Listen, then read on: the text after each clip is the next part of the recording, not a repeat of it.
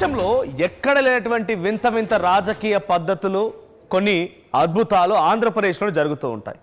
ఒక ఎమ్మెల్యే ఎంపీకి ఫోన్ చేసి ధమ్కీ ఇచ్చాడంట. ఇద్దరు ఒకే పార్టీకి సంబంధించిన వాళ్ళు. ఏకంగా ఈ సమస్య పార్టీ అధిష్టానం వరకు వెళ్ళింది.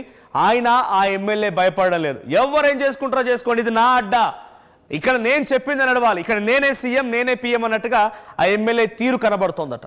ఈ సంఘటన అనంతపురంలో చోటు చేసుకుంది.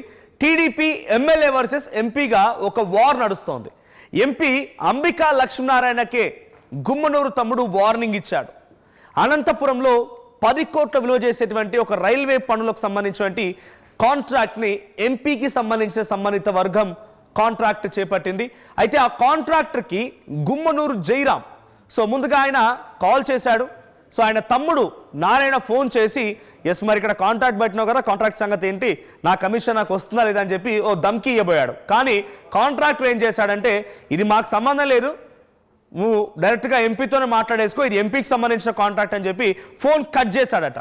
దీంతో ఎంపీతో మాట్లాడుకోవాలని చెప్పి డైరెక్ట్గా కాంట్రాక్టర్ చెప్పడంతో, మరి మా పార్టీ కదా, మరి ఎంపీ కదా, మాట్లాడాలా వద్దా, నాకు కమిషన్ అడగడమే పొరపాటు, దట్టు ఒక ఎంపీకి ఫోన్ చేసి అడగగలుగుతానా అని చెప్పే విషయం కూడా ఏమాత్రం వెనకడుగు వేయకుండా భయపడకుండా డైరెక్ట్గా ఆ మొదట తమ్ముడు ఎంపీ తమ్ముడితో మాట్లాడుకొచ్చాడు ఈ గుమ్మనూరు జైరాం తమ్ముడు నారాయణ.